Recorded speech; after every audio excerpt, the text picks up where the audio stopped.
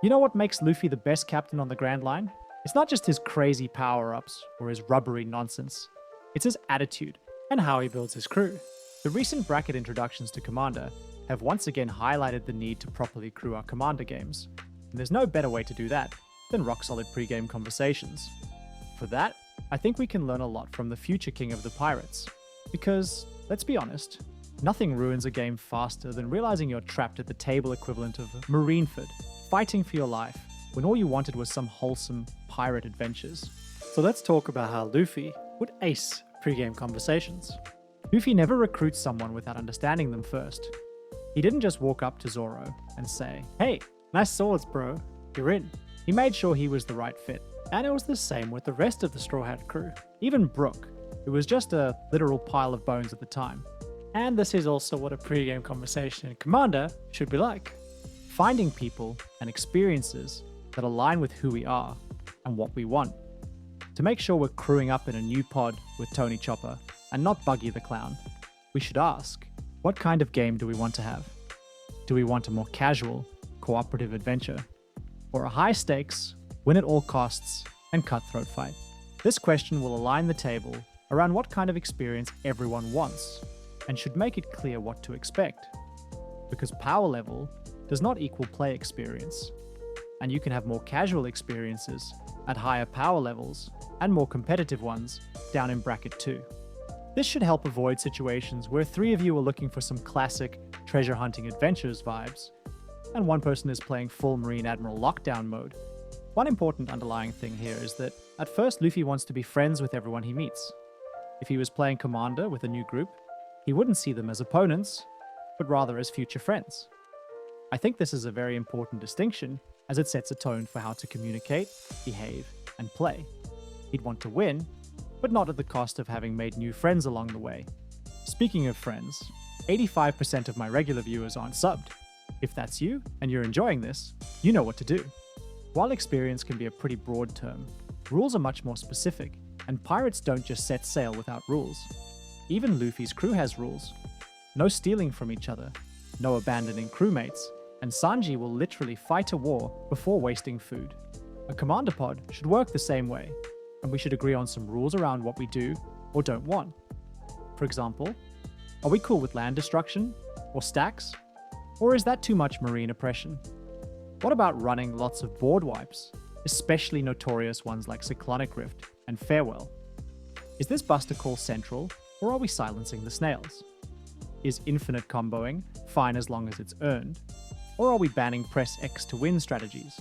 Are we okay politicking, or do we want to keep things straightforward? Setting expectations about what we do and don't want means no one's surprised when the game unfolds, and it gives us a chance to opt out of the fight if it's looking a little too hot for our taste, or alternatively not hot enough. Luffy doesn't stop fights from happening, but he makes sure they're happening for the right reasons. You should do the same at your commander tables. Luffy doesn't just jump into a fight without knowing his opponent's bounty. He knew Crocodile was a big deal. He understood Kaido was a literal raid boss. And in Commander, we should have a basic idea of what power level we are playing against. Like Commander's own bounty system, this is where the new brackets come in handy, especially the revised and more description-heavy graphic that Rachel Weeks made. But much like the bounty system, the numbers alone can tell us that someone is powerful, but not necessarily why or how. Focusing on the descriptions of the categories and why cards are game changers will help to create more fairly matched experiences. And when in doubt, describe how your deck wins, because you can have 2 decks that are both a 3, but one wins only through fairly telegraphed combat, and the other wins mostly via instant speed, infinite combos that happen out of nowhere, which are very different play and power experiences. And if we are looking for a way to put them on the same playing field, when your deck wins is a pretty good metric to understand whether they're a good match or not. It's not about policing power, but rather it's about finding the right table balance.